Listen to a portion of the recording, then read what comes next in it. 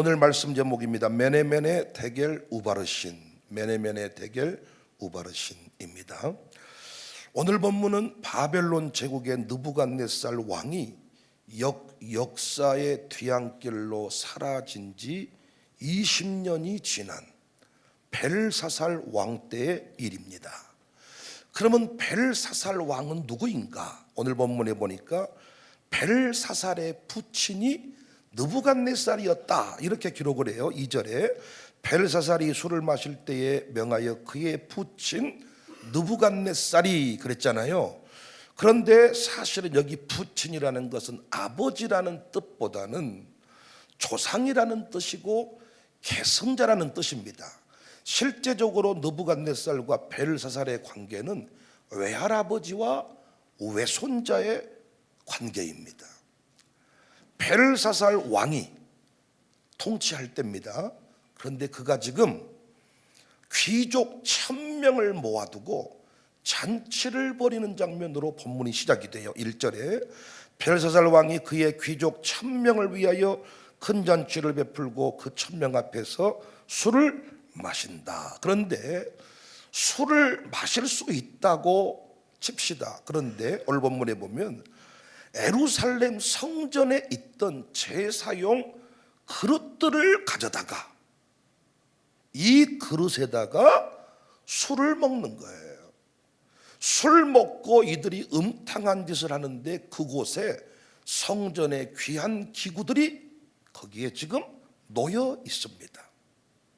하나님의 아들이, 이 하나님의 이름이 벨사살에 의해서 짓밟혀진 것 같은, 하나님이 높임을 받으셔야 되는데 이 벨사살 왕이 하나님의 이름을 욕되게 하고 있는 이런 가슴 아픈 현장, 이곳에 놀라운 일이 벌어집니다.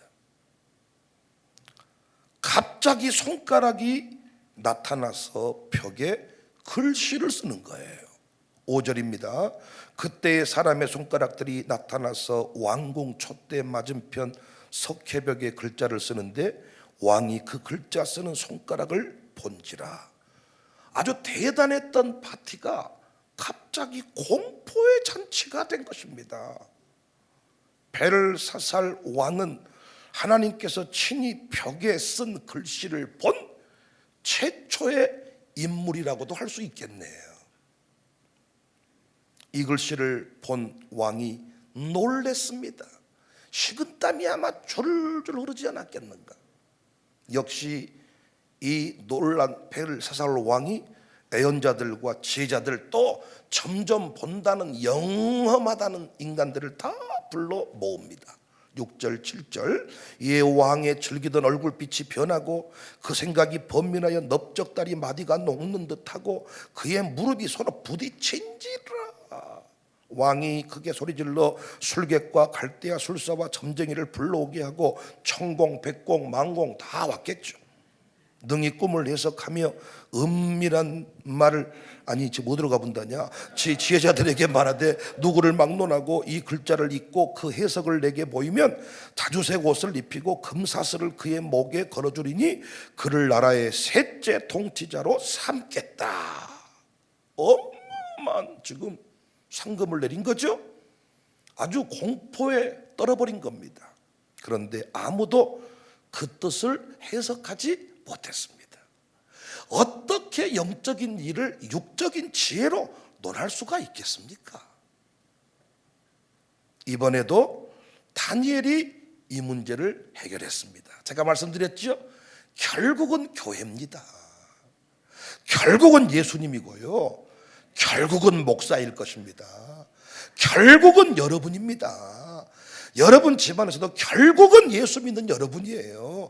예수님도 똑바로 제대로 믿는 여러분이 여러분의 인생의 근본 문제, 가정의 문제 해결하게 될 줄로 믿습니다. 결국은 예수 믿는 여러분과 제가 장남이지 장자지, 돈 많은 사람, 유산 많이 물려받은 형제가 장자든가요? 아닙니다.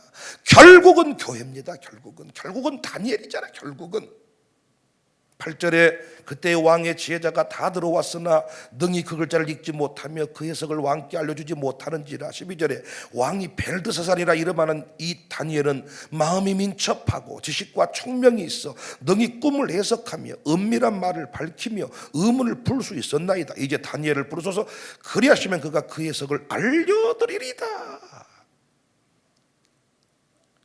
그런데 다니엘이 그 글씨를 해석하기 전에 왕에게 이런 말을 합니다.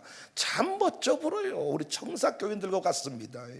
17절에 다니엘이 왕에게 대답하여 이르되 왕의 애물은 왕이 친히 가지시고 왕의 상금은 다른 사람에게 주세요. 그럴지라도 내가 왕을 위하여 이 글을 읽으며 그 해석을 아뢰리이다. 다니엘답죠? 다니엘의 해석은 다음과 같았습니다. 25절 기록된 글자는 이것이니 곧 메네 데겔 우바르시니라. 26절입니다. 그것들을 해석했는데 메네는 하나님이 이미 왕의 나라의 시대를 세워서 그것을 끝나게 했다. 여기 메네라는 말은 고대 근동어 가운데에서 합해 단위인 문화와 같은 말입니다. 이 단어의 뜻은 셈하다, 계산하다라는 뜻이에요. 메네, 계산하다. 27절 메네 데겔이죠. 데겔은 왕을 저울에 달아보니 부족함이 보였다 하며, 데겔은 저울에 달다는 뜻입니다.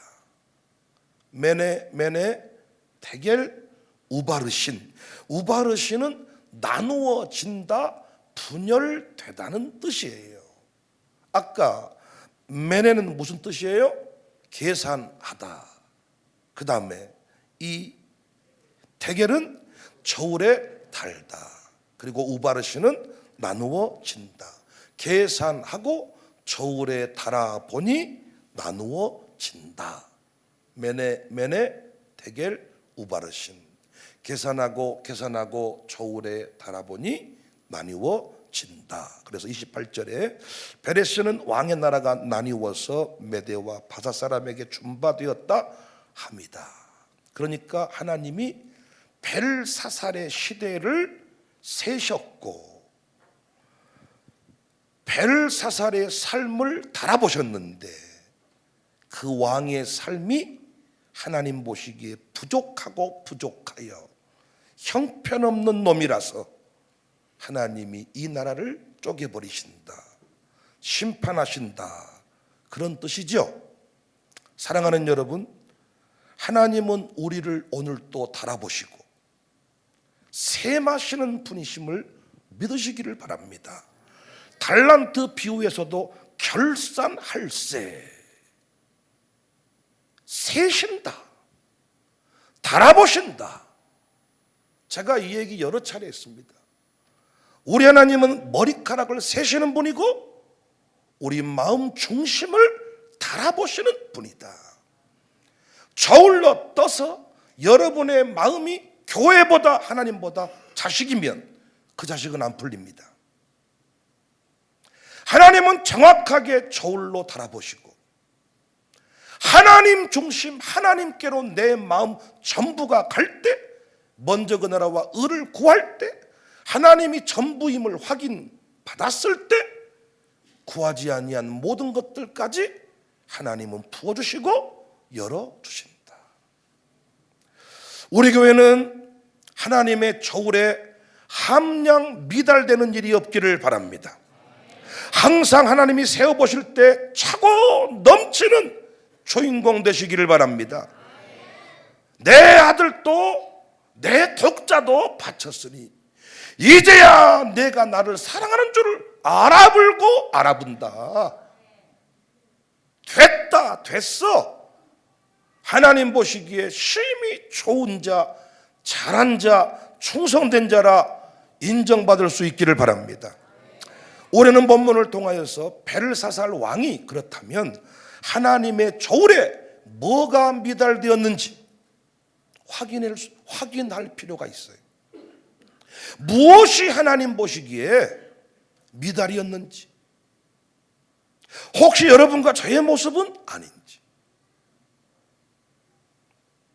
지금 이 나라의 지도자들과도 너무 많이 닮아 있는 벨사살 왕, 하나님이 어떤 부분을 함량 미달이라 인정하고 그 나라를 거둬버리셨느냐?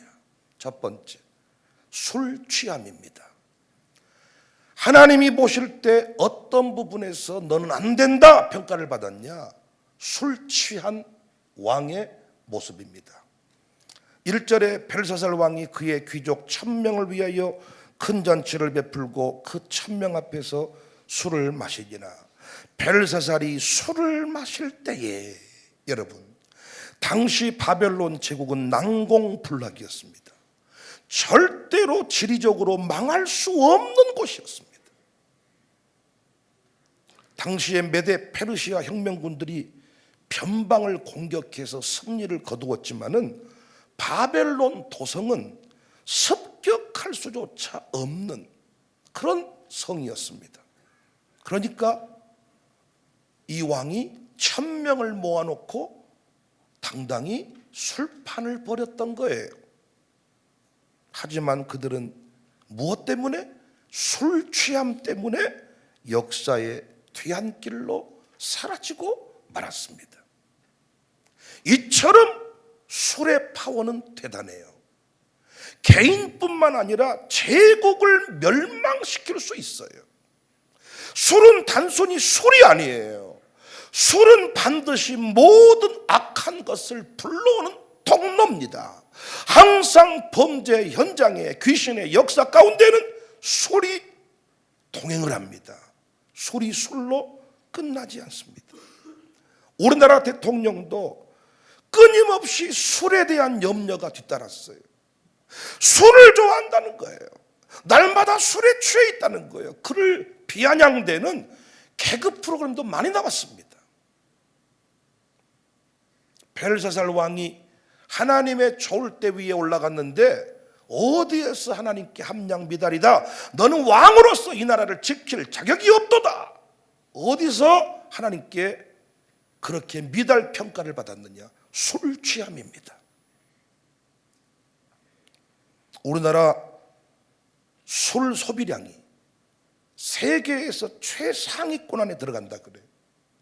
19세 이상 소주 소비량이 연간 71병, 맥주 소비량은 140병, 막걸리는 15병, 평균 소비량 19살 되는 우리 청년들의 술 소비량. 우리 교회 청년들도 여기 일조를 가 있는지는 모르겠습니다. 지난 10년 동안 우리나라 알코올 중독 사망률이 6배, 10배까지 증가를 했습니다. 술 취하지 않아야 하나님이 쓰십니다. 술 취하지 않아야 하나님이 쓰십니다. 성령 충만해야 됩니다. 우리는 더 이상 술 취하는 지도자를 세우면 안 됩니다. 여러분 아멘 그렇게 하세요. 민주당이어도 술 취한 지도자면 절대로 세우면 안 됩니다. 청년들은 술 먹는 사람과 결혼하면 안 됩니다. 하나님이 쓰시지 않습니다. 하나님이 쓰시지 않습니다. 한 잔, 두 잔 이걸 가볍게 여기시면 안 돼. 절대로 마귀는 술을 먹일 때 처음부터 통으로 먹이지 않습니다. 박스로 짝으로 먹이지 않습니다. 한 잔으로부터 시작합니다. 입만 대는 것으로부터 시작합니다. 술 취하는 사람을 직원으로 채용해서도 안 됩니다. 술 권하는 사람과 함께 해서도 안 됩니다. 하나님은 술 취한 지도자, 술 취한 청년 그냥 두고 보시지 않아요. 날려버려요. 쓰시지 않아요. 하나님이 우리를 쓰시지 아니하면 우리는 살아있지만 죽은 목숨과 다름이 없어요. 초라해요. 너무 예쁘게 꽃단장을 했는데 하나님이 쓰시지 아니하니까 술 권하는 술집 여인이 됐습니다. 술 권하는 남자 창기가 됐습니다. 하나님이 젊음을 쓰시지 아니하니까 그 젊음으로 방탕하고 타락하고 죄 짓는 일에 쓰고 맙니다. 하나님 우리를 쓰셔야 되는데 성령 충만해야 하나님이 우리를 쓰시는 줄로 믿습니다. 성경에 술 취하지 말라 그랬지 술 먹지 말란 말이 어딨냐. 아무리 여러분이 그렇게 명분을 삼아서 이렇게 정당화시켜서 투십시오. 드시고 싶으면 하나님이 쓰시지 않을 거니까. 성령에 취해서 하는 목사를 하나님이 담임 목사로 세우시지, 지금도 성령이 아닌 술에 취해서 세상에 취해서 사는 그 목사를 어찌 영적인 지도자로 세울 수가 있겠습니까? 여러분, 마비되어 있는 그 지도자를 하나님이 안 쓰시는 거예요. 나는 지금 대통령도 정신을 차렸으면 좋겠어. 이번에 정말 그놈의 술, 날마다 술에 취해 있다고 그렇게 주변 사람들이 우려를 표했는데도 그 술 정리 못했습니다. 우리 청년들이 지금도 술 끊지 못하고 술에 어떤 영향권 안에 들어있는 친구들이 많이 있는데, 이번 기회에 완전히 청산하는 은혜가 있어지기를 주님의 이름으로 축복합니다. 그냥 술로 끊으려고 그러면 못 삽니다. 못 끊습니다. 어떻게 해야 된다? 은혜로 변화되는 나, 은혜로 강해지는 나. 은혜 받으면 술이 더 이상 술이 아닙니다. 은혜 받으면 주님이 좋습니다. 은혜 받으면 술이 맛 하나도 없습니다. 벌레처럼 느껴질 것입니다. 은혜를 받아서 청산할 수 있기를 주의 이름으로 축복합니다. 두 번째, 벨사살 왕은 하나님이 저울로 달아보셨습니다. 셈하셨습니다. 계산해 봤습니다. 머리털까지 세시는 그분께서 세시고 달아보셨는데 너는 안 되겠다 정리했습니다. 두 번째, 우상 숭배입니다. 바벨론과 벨사살 왕은 살아계신 하나님의 성전에서 가져온 그 그릇들로 술을 마시고 하나님 외에, 하나님만 빼놓고 하나님 외에 다른 우상을 어마어마하게 섬겼습니다. 23절입니다. 도리어 자신을 하늘의 주제보다 높이며 그의 성전 그릇을 왕 앞으로 가져다가 왕과 귀족들과 왕후들과 후궁들이 다 그곳으로 술을 마시고, 왕이 또 보지도 듣지도 알지도 못하는 금은 구리 새와 나무 돌로 만든 신상들을 찬양하고 도리어 왕의 호흡을 주장하시고 왕의 모든 길을 작정하신 하나님께는 영광을 돌리지 아니한지라. 정말 이 시대 대통령과 정치 지도자들과 너무 닮았잖아요. 우상을 그렇게 섬긴다는 거예요. 하나님께 예비하지 않고 천공, 백공, 만공 모든 무슨 점쟁이들, 야당, 여당 따질 것 없이 이 정치인들이 이렇게 하나님을 예비하지 않고 오히려 하나님 예비하는 교회를 무시하고 목사들을 무시하고 목사들을 청와대에 불러놓고 예배드리지 말라는 협박이라 했었고, 이렇게 이 나라 이 민족이 우상을 섬기는데 어마어마합니다. 어마어마해요. 아주 점쟁이를 찾는 숫자들이요 엄청나다고 합니다. 하나님이 달아보신다니까요. 하나님을 끝까지 섬기지 않고 우상을 섬길 때 하나님이 이 나라 너 안 되겠다 하면 전쟁으로 끝나는 거예요. 이 대한민국 니들 안 되겠다, 요것들 봐라, 새벽기도가 뭔지도 모르고 돼지머리 절하고, 요것들 봐라, 아들 우상, 돈 우상, 어떤 몸매 우상, 요것들 봐라, 성형 우상, 요것들 봐라. 하나님이 딱 저를 달아보시고 안 되겠다 하면 역사의 뒤학, 아니 바벨론이 제국들이 망하는 것 보시라고요. 다니엘서 저랑 한번 쭉 공부해 보시게요. 애언대로 됐나 안 됐나 심판하신다. 이건 역사 공부니까 다니엘서는 너무너무 재밌어요. 우리가 유럽을 다 가보아서 압니다. 얼마나 무서운 이야기들인지. 우상을 섬겨요. 자식이 우상입니다. 자식이 우상. 요즘 젊은이들은요 자식이 우상, 자식이 우상. 자식을 어찌 할 줄 모릅니다. 어찌 할 줄을 몰라. 자식이 부르면 언제든지 달려가고, 한국처럼 평생토록 자식 종노릇하고 사는 부모님 이 땅에 없습니다. 그리스도의 종이 아니라, 복음의 종이 아니라 손주의 종이고 자식의 종이고, 남편은 버려버린 지 오래됐고, 혼자 밥을 드시려면 드시고 말라면 말고, 무소식이 희소식이고, 아들 딸만 가서 무조건 삶아 먹이고, 그렇게 해서 그 아들 딸이 엄마를 안 채워준다니까요. 아들 딸들은 절대로 엄마 아버지 그렇게 안 섬긴다니까요. 요양원에 집어넣어버리고 찾아오지도 않지. 그렇게 안 한다고요. 그런데 지금도 종이 됐습니다. 지금 탄핵 정국이요. 여러분과 제가 정신을 차려야 됩니다. 이 나라 이민족이 온갖 우상이 이런 적이 없었어. 이런 적이. 대한민국 하나님이 보호와서 대한민국 만세였는데 언제부턴가 이게 들불처럼 유행처럼 퍼져가지고 아주 뭐 신상들이 들어오고 뭐 점쟁이들을 달고 살고 정치인들 옆에서 뭐 날 잡아주고 이런 일들이 뭐 이건 여러분 우리가 하나님을 제대로 섬기고 우리를 통하여 하나님의 이름이 높임을 받기를 원합니다.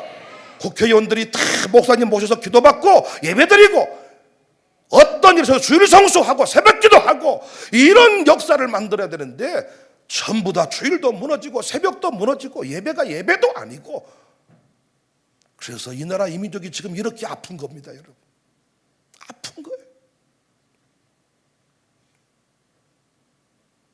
4절에 그들이 술을 마시고는 그 금, 은, 구리, 쇠, 나무, 돌로 만든 신들을 찬양하니라.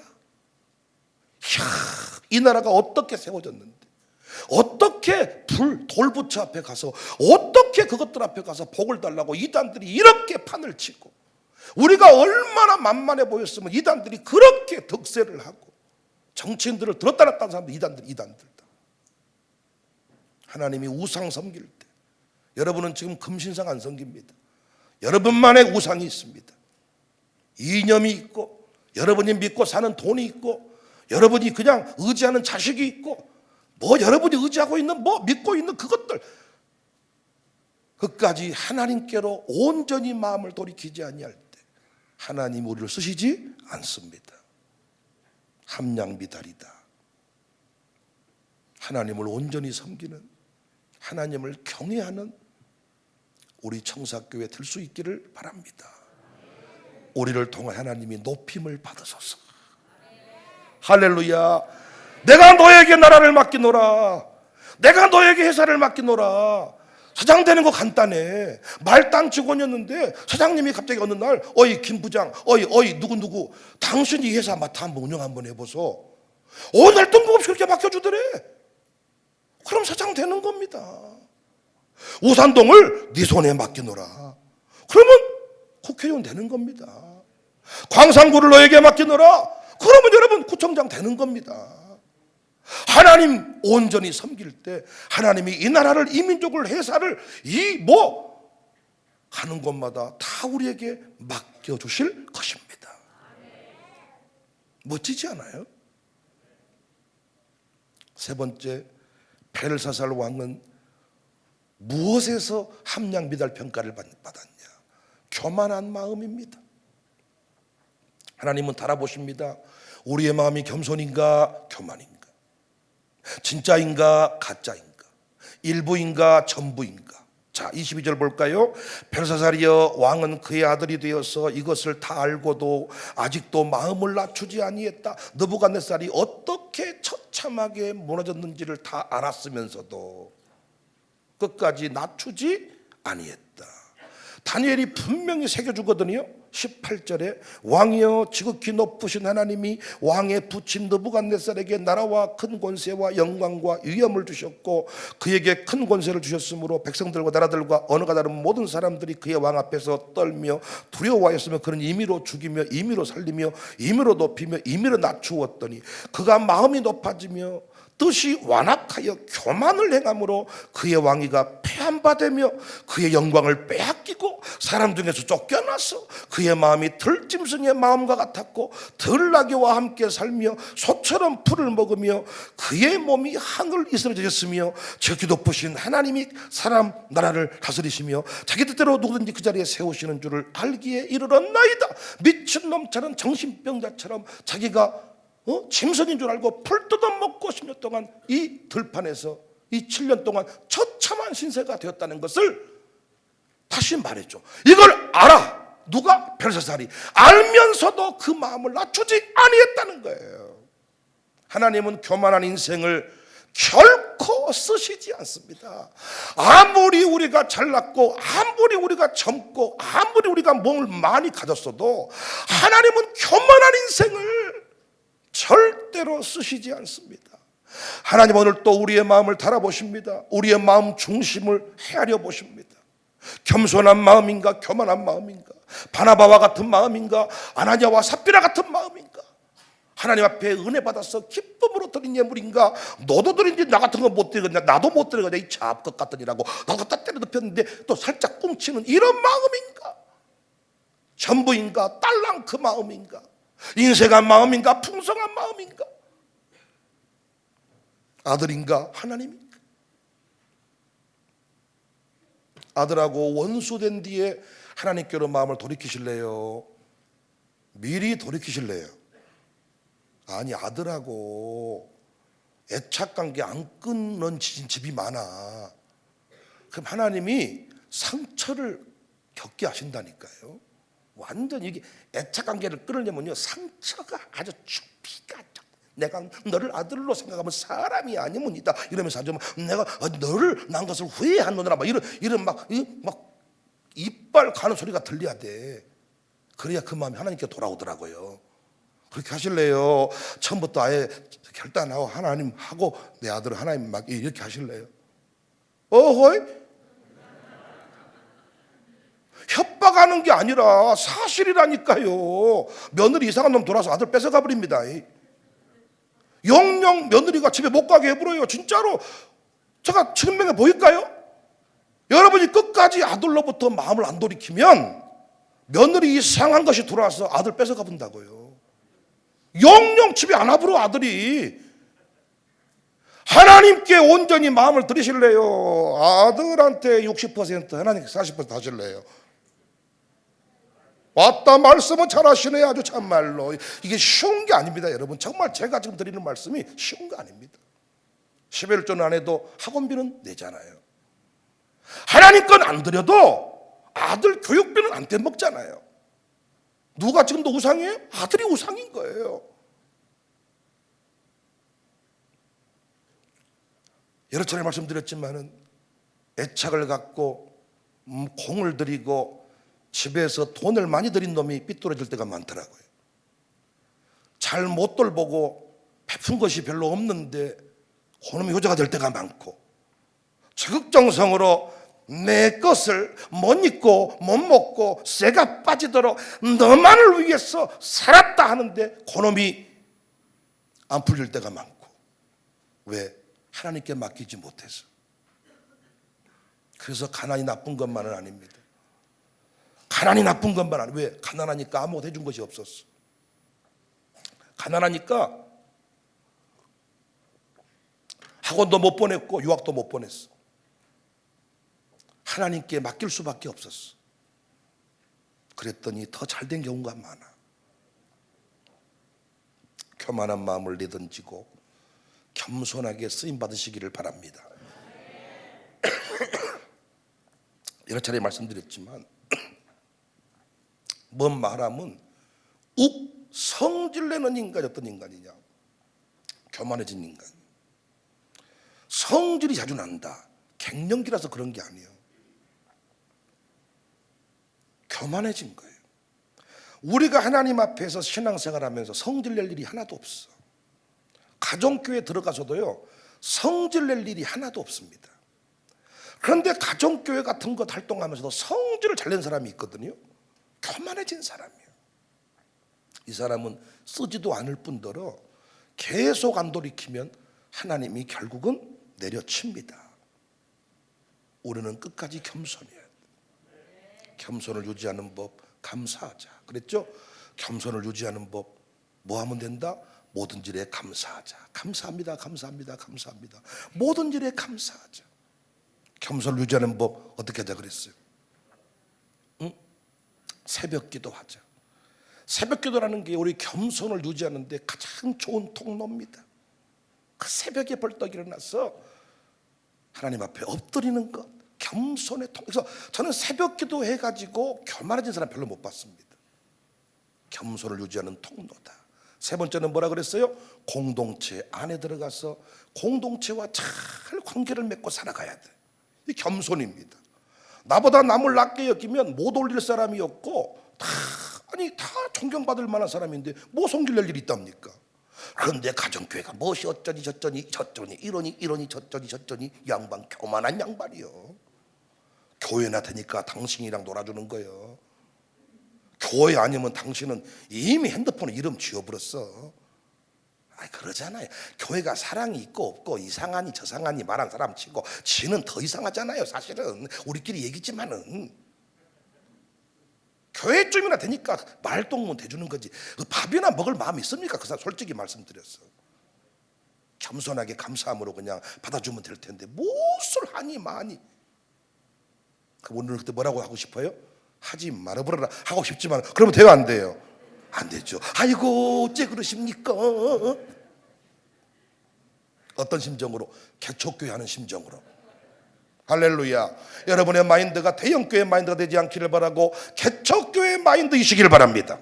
아마 김하평과 이한기가 목회를 잘하지 않겠나 싶어. 왜? 개척교회 시대를 알 거야 아마 저들은. 한 가정이 얼마나 귀한지.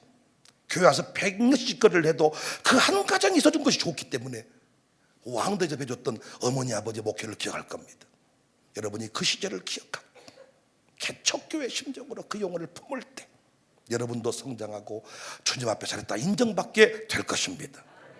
할렐루야. 그 다음에 겸손해지는 비결이 뭐라 그랬습니까?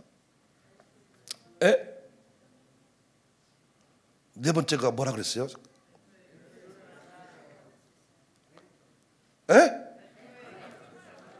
책망을 잘 받을 수 있어요. 기억했다가 한 번씩 깜빡깜빡하고 그렇습니다. 제가.